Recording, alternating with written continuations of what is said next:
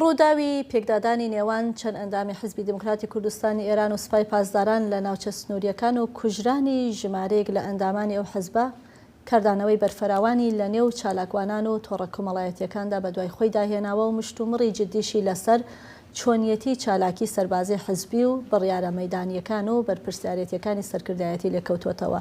لەسەرم بابەتەش ئێستا دەڕۆینە لای هەژار برنجی نوێنەری حزبی دموکراتی کوردستانی ئێران کە لە ڤانکوورەوە قسەمان لەگەڵ دەکا. کاک هەژار، وێڕای بەخێرهاتن و سپاس بۆ ئامادەبوونتان.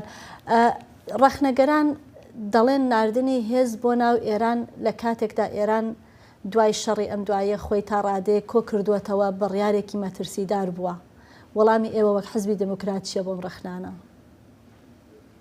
زۆر سپاس بەفرانخان، ئیزنم بدەن پێشەم وشت سەرخۆشی خۆم و دڵنەوەی خۆم بنێرم بۆ بنەماڵەی ئەو شەش تێکۆشەرە سەربەرزەی گەلەکەمان کە لە دوایین تێکەڵچوونیاندا دەگەڵ هێزەکانی تاریکی کۆماری تۆریستی ئیسلامی ژیانی پاچی خۆیان خێنی خۆیان پێشچەش بە شادەمارەکانی ژیانەوەی بزوتنەوەی ڕزگاری خوازی گەلی کورد کردووە لە کوردستان و لە سەر خاچی خۆیان بەسەر بڵندی ڕۆحی خۆیان پێشکەشی و خاکە کردووە.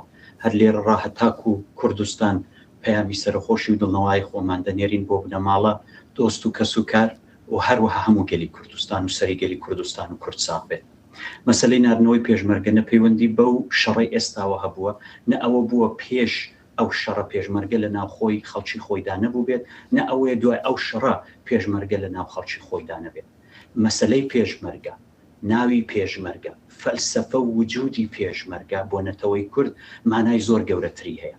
پێشمەرگە بۆ کوردیانی کورد خاوەن کەرامەتە، کورد خاوەن ئیرادەیە، کورد چارەنووسی خۆی بەدەستی خۆی دەنووسێت.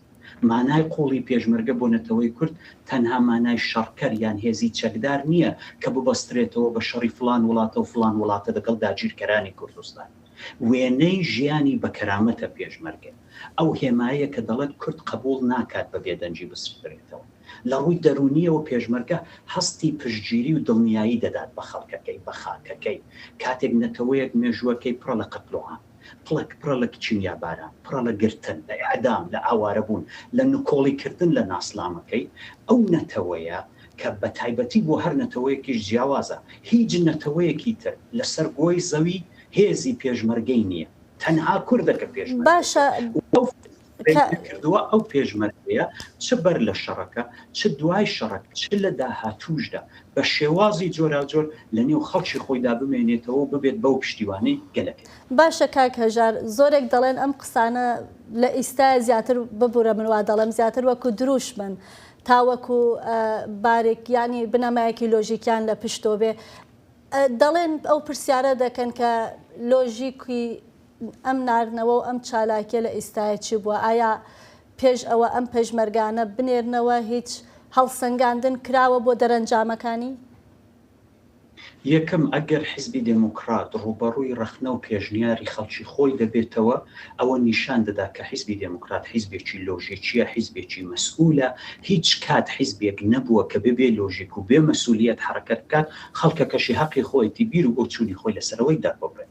حیزبی دموکرات حیزبێکی بە ناسنامەی ڕابردووی درێژە کە هیچ حرەکەتێکی، هیچ هەنگاوێکی نەبێ لۆژیکە، نەبێ لێکدانەوەیە، نەبێ تێگەیشتنە. حیزبی دموکرات حیزبێکی مەسئولە لە مەیدانی خەباتی ڕۆژهەڵاتی کوردستان. دەستکەوتەکەی چی بووە کاک هەژار؟ دەستکەوتەکەی لە ڕووی استراتێژیەوە، دەستکەوتەکەی لە ڕووی استراتێژیەوە وەکو هەموو کات لە مێژووی کوردستاندا هەبووە. پێشمەرگە پارێزەری بوونی سیاسی کوردە، پێشمەرگە نەبێت کورد لە ڕووی سیاسیەوە بوونی نابێت. ئەوە تەنها بەرگری لە خاک نییە، بەرگری لە مافی بوونە، مافی قسەکردنە، مافی ناسنامەیە، مافی بەشداریە. ئێمە چەندین دەیە خەباتمان هەبووە لە نێو ڕۆژهەڵاتی کوردستاندا. ئەگەر سەرهەڵدانی پێشەوامان نەبووە، ئەگەر خەباتی 46 و 47 نەبووە، ئەگەر دیسانەوە نوێکردنەوەی خەباتی دوای 1970 کوردستان نەبووە، ئەگەر ڕاستانی ڕۆژهەڵات نەبووە، ئێستا فەلسەفەی وجودی کورد لە ڕۆژهەڵاتی کوردستان و ئێران چۆن دەبوو ئەگە بە پشتیوانی ئەو پێشمەرگانە نەبووە؟ گەورەترین کاک هەژار وەکو دوایین پرسیار دەمەوێت سەرچاوەکان باز لە ژمارەی جیاوازی کوژراوەکان دەکەن، هەتاوەکو ئیستای ژمارەیەکی پشڕاستکرا و لە بەردەستان نییە، یەکێک دەڵێ 6 یەکێک دەڵێ 11. ئەو ژمارە فەرمیەی کە حزب پشڕاستی کردوێتەوە لە کوژراوەکانی ئەو ئەندامانەتان چەند کەس؟ حیزبی دموکراتی کوردستان ئێران هەروەکو لە ڕاگەاندنی تەشکیلاتی نهێنیە و حیزبەشدا هاتووە و لە راپۆرتەکەیەوەشدا لەلایەن بەڕێزنوێنەری حیزب لە هەولێرەوە باسی کرا کە ئێمە 6 ئەنداممان کە هێزەکانی ناوخۆمان بوون پێشتریش ڕامانگەاندووە ئێمە حزوری چالاک و بەربڵاومان هەیە لە نێو ڕۆژهەڵاتی کوردستاندا چ بە شێوەی مەدەنی چ بە شێوەی ڕێکخرا و چ بە شێوەی چەکدار چ بە شێوەی چالاکی سیاسی و کۆمەڵایەتی ئێمە بە دیاریکراوی بەداخەوە 6 دانە لە ئەندامەکانمان خێنی خۆیان پێشکێشی خاچی پیرۆزی کوردستان کردووە ئەوان چەگنین ئیرادەن ئەوان کەرامەتن ئەوان دڵنیایینەتەوە. زۆر سپاس هەژار برنجیمان لەگەڵ بوون وێنەری حیزبی دموکراتی کوردستانی ئێران لە ڤەنکوڤرەوە. سپاس بۆ ئامادەبوونت.